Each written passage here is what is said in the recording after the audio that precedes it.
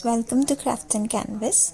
Remember the game you used to play as a kid when you got bored? In school, at restaurants, waiting for people? You'd make a grid of 100 or so dots on a napkin, and each person would get to draw a line to connect two dots on his or her turn. When you drew a line that closed a square, you got to write your first initial in that square to show that you have captured it.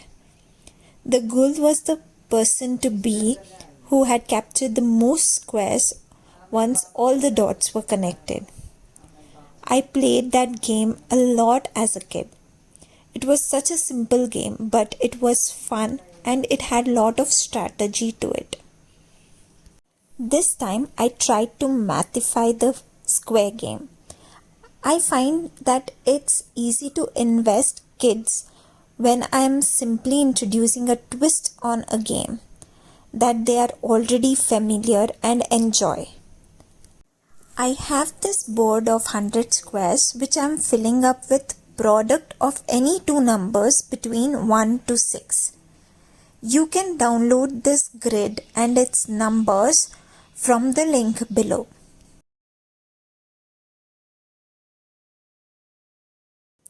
Now the only thing you need is grab two dice and two different colored markers for each player. During a player's turn, he or she rolls both dice and multiplies the two numbers showing on the dice. The player looks for the product on the board and draws a line to connect any two dots that form a part of the square around that product. Since each product appears multiple times on the board, the player can be very strategic about where he or she draws a line.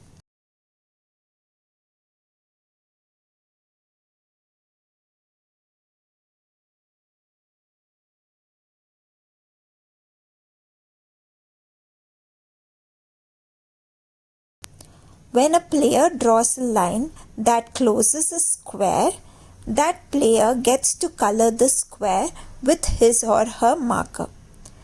That player rolls the dice again and takes another turn.